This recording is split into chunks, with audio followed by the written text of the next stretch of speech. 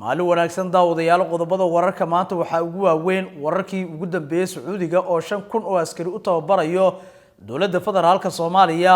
iyo 2,000 oo kamid ah 5,000 oo laga keenay deegaanada Puntland faafayn ayaan idinkaga heenaa ciidamadaasi iyo qorshaha dawladda federaalka Soomaaliya ee ka leedahay ayaanu barnaamijkan idinkula wadaagi doonaa qodobada kale idin soo gudbin doono waxa kamid noqon doono macluumaadkii iyo xogihii ugu dambeeyay beesha caalamka oo canaan kulul kala dul dhacday xubnaha siyaasiyiinta mucaaradka ah iyo sidoo kale dawladda federaalka Soomaaliya xilli ismarwaaga arrimaha doorashooyinka iyo siyaasadda Soomaaliya wili ay si qodobada kale idin la wadaagi doono wararkeena qayb ka noqon doono waxa kamid ah wararkii ugu dambeeyay beesha caalamka oo canaan kulul kala dul dhacday xubnaha siyaasiyiinta mucaaradka ah faafayn ayaan idinkaga heenaa isla mid waxaan idin soo gudbin doonaa wararkii iyo macluumaadkii ugu dambeeyay ciidamada Puntland oo hub iyo sanad ka soo furtay kooxda Daesh wararka iyo wixii nagu soo kordho ayaa barnaamijkeena ku daawan doontaan ee soo dhawaada saaxiibayaal aynu ku bilaabno barnaamijkeena isla markaasina ugu horeysiino wararkii iyo macluumaadkii ugu dambeeyay dawladda waddanka Sacuudiga oo qaadayso talaabo culus oo ka dhan ah maamulka uu hogaamiyo Saciid Cabdullaahi Deni iyada oo ciidamo gaar ah u tababarayso dawladda federaalka Soomaaliya kuwaasi oo qaarkood laga keenay deegaanada Puntland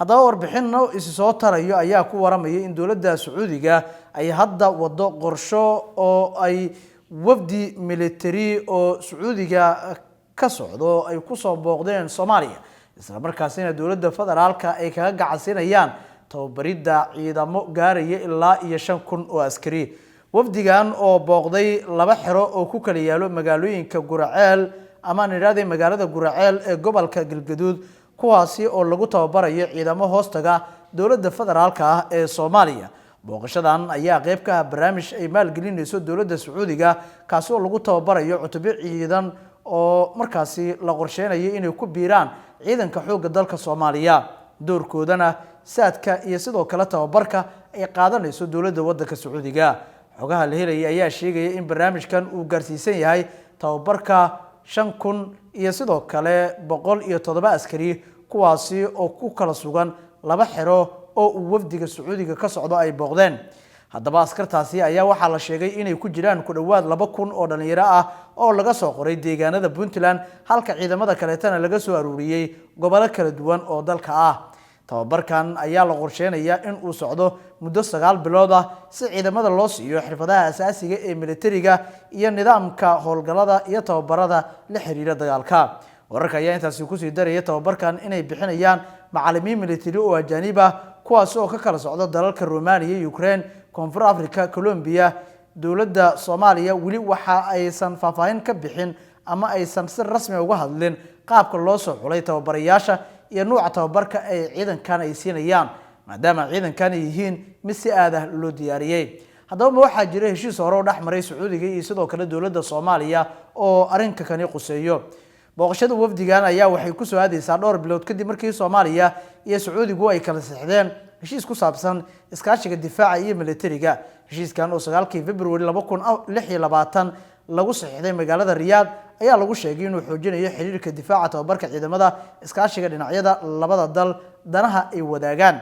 haddaba wasiirka gaashaandhigga Soomaaliya Axmed Macalfiqi ayaa heshiiska la saxiixday dhigiisa Sacuudiga Amir Khalid bin Salman inkasta oo asir rasmi ah loo shaacin dhammaan qodobada uu ka kooban yahay heshiiskani barnaamijkan oo ka socda Guraceel ayaa u muuqda mid kamid ah talaabooyinka ugu horeeya ee la xiriira hirgelinta iskaashigaasi iyada oo Sacuudigu uu doonayo inuu ballaariyo kaalintiisa dhinaca amniga ee Soomaaliya iyo guud ahaan gobolka Geeska Afrika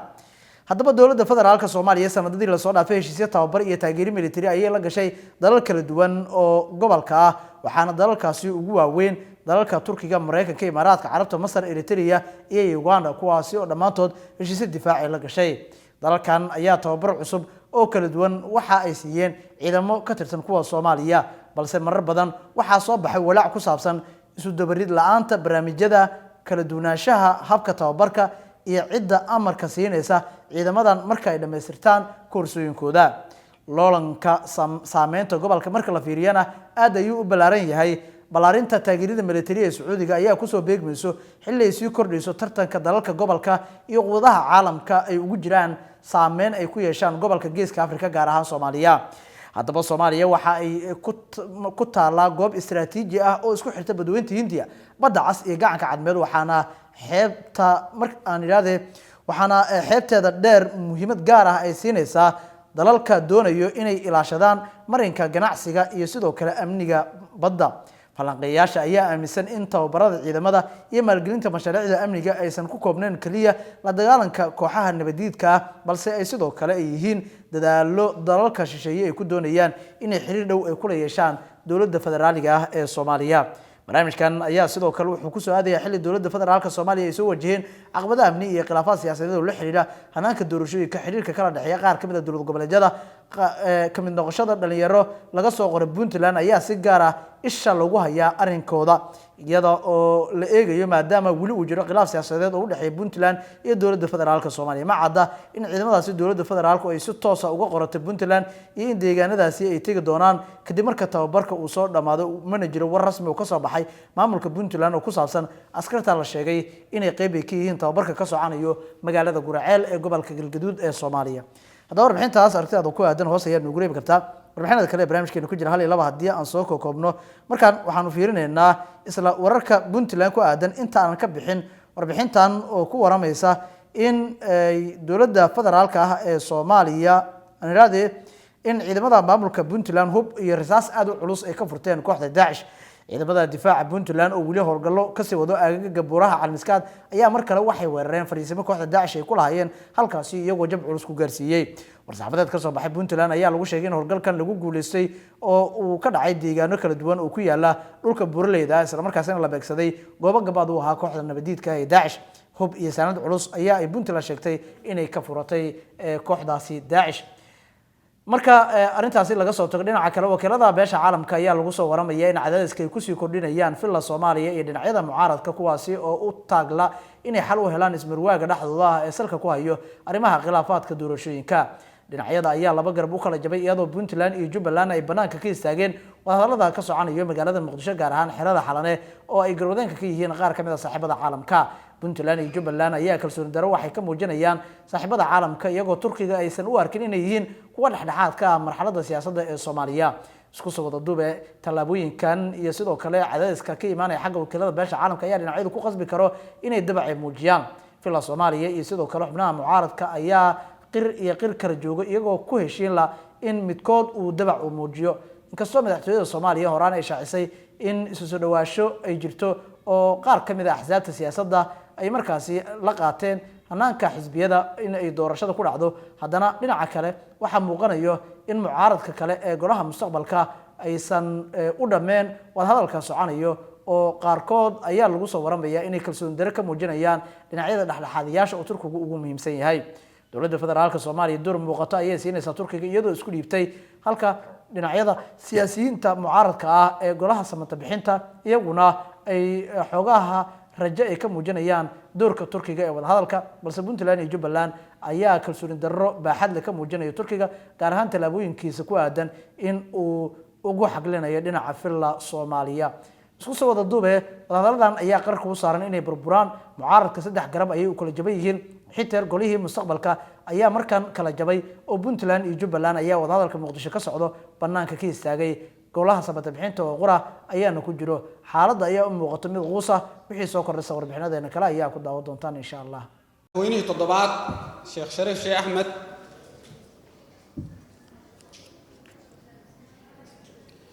madaxweynihii toddobaad Sheekh Shariif Sheekh Axmed wasiirada xildhibaanada dhaqanka haweenka abwaaniinta dhalinyarada iyo warbaahinta dhamaantiin assalaamu calaykum waraxmatullaahi wabarakaatuh salaan kadib waqtiguna waa iska kooban yahay kulankan waxaan ugu talagalnay dhalinyarta habargidir ahaan inaan madaxweyne Sheekh Shariif ugu muujino garab istaag sidoo kalena dareensiino dhibaatooyinkii dhacay oo mirinaayo ka dhacay inaan raali ka ahayn waxaan rabnaa madaxweynuhu inaan ka raali galino dhibaato kasta intay rabto hala ekaatee ee mirinaayo lagugu geystay si gaar ah dhibaatooyinka habargidir xaggeed beeshaan xaggeeda kaaga imaaday yaan rabnaa inaan kaa raali gelino annaka aad uma aanaa dhib badnayn markii dagaal ku socda laakiin waxaa jira dhibaatooyin dhowr ah oo ay ka mid ahaayeen markii madaxweynaha la heshiiyey ee uu ka soo guuray Mirinaayo meel dhexaan xiranay oo isbaara dhiganay waxa leesna nagama ahayn nin odayaho rabay inuu madaxweynaha muuqaal la duubto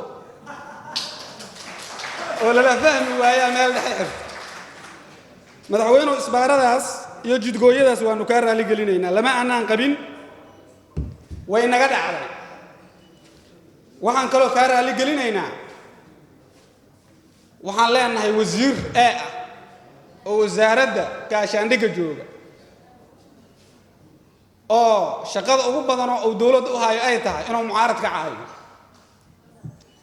waxaan moodaynay inaan horta dawladda ku leenahay wasiir laakiin mar dambe waxaan fahamnay aflagaadeeya inay ahaayeen waxaan haysanay marka madaxweynuhu waa ka raali gelinaynaa hadal kasta wasiirkeenaasu fagaaro intuu soo istaagay oo wuxuu yiri siyaasadda waxa loo soo diraa dadka ku fashilmay waxyaabaha kale dadka fashilmaha siyaasadda loo soo diraa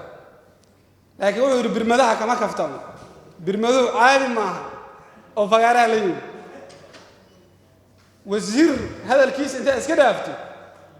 xitaa madaxweynaha muddaxilad ku soo dhamaaday xaasiskiisu fagaarayaasha lama iman hadalkaas marka waanu ka raali gelinaynaa hadal kasta oo aflagaado ahaa oo idinka soo gaaray madaxweynuhu adiga iyo saaxiibadaaba waanu idinka raali gelinaynaa waxyaabihii kaloo yaryaraya aan ku leenahay waxaa ka mid ah booliska gobolka Banaadir taliyihiisu nin naga dhashay waa dhibaato kasta oo ama barakac loogu geysto dad ama dhalinyaro la aamusinayo loogu geysanayna madaxweyne xashiq asaa u qaabilsanaa markii aan fiirfiirinaynay oo marka magacaabista aragnay waxaan moodaynaa horta inaan taliyo boolis oo shaqadii qabka lahayd oo sharfaneyd lagu yaqaanay oo hoggaan u ah booliska gobolka Banaadir boolisku hadda waa saaxiibka bulshada laakiin hadda qof kasta oo ama dhul barakac la barakacay dhibana u ah ama nin dhalinyaro ah waxa u hadlaysa lagu xiro dhibana u ah anaa kamida dhalinyaradu u xirnay oo waliba iyadoo maxkamadu fasaxday haddana qol iskaga xirtay dhibaatooyinkaas oo dhan yaanu galnay marka dadka Soomaaliyeedna waa ka raali gelinaynaa madaxweynaha marka doorka oo qaata waxay ahayd meeshii laga soo guuro oo hub la tagay oo muuqaal ku soo duubta asoo la Sheekh Shariif aan ka reeb marka dadka Soomaaliyeed oo dhan way fahamsan yihiin qof meel uu ka guuro alaabtiisa ka reeb inuu soo hubkaas uga soo tagay marka waa ka raali gelinaynaa been abuurkaasna inta waxaan rabaa inaan uga soo tago horta taliyaha waxaan moodaynay taliya saa u sharfan oo taliya boolis inuu yahay laakiin waxaan dareennay cagaf xashiq la soo baxay oo dadka ku barakicinay inuu gees uga dhaganaa oo cagafkaas kirishgo aan ula shaqeynaayo qofka soo la barakicay waxay leedahay macluumaadii ay meeshii ka qaad qofka soo la xiray asaa bursanaayo dhalinyarada meeshan joogta dhalinyaro badan oo kamid ah dhibano ah marka dhibaatooyinkaas oo dhan waa ka raali gelinaynaa taa markii laga soo tago madaxweyne xashiq maxamuud markii la sheekaysana waxa la yiraahdaa war meesha habargidiraa geeysa madaxweynaha oo cududii ugu weyneed eedaasiis maadaama marka anaga meesha marka madaxweynaha habargidiru geynaysay sida uu hadda ka shaqeynayo horta ma uusa ka muuqan Soomaalina ma uusa dhex muuqan horta Soomaalida waxaan ka raali gelinaynaa ninka odaga ah oo aanu ku garab siinay inuu meesha tago horta shaqadii aan rabin inuu ka shaqeeyo kama uusa shaqeynay waa idinka raali gelinaynaa maadaama dhalinyaro Soomaaliyeed maadaama habargidir ay garab buuxa u ahayd markii meesha uu tagay muddaxiladkiisina oo dhamaaday haddana sharci darro oo dalka ku maamulayana habargidir haddana waxa dhalinyarna anako aan ku hor dhaqaaqi doonaa inaan meesha ka soo bixin inaan dareensiino inuu waqtigiisii dhammaaday dalkaana qori afgiis lagu maamuli karin aan ka shaqaynaynaa doorkaasna waa qaadan doonaa haddii shalay aan meeshaas garabkanagu ku tegana garabkanagu uga soo bixi doonaa madaxweyne sheekh shariifna garabkiisa aan ku nahay inuu hogaamiyo dalka door walbaan ka qaadanaynaa kaalinteennaan qaadanaynaa madaxweyne xashiiqna annaka ma dheheen intaan hub qaadano aan dalka burburinaynaa oo halaynaynaa ma dheheen laakiin annakoo bannaan baxaynaa u daadanaynaa marka intaasaa kusoo gabagaya assalaamu calaykum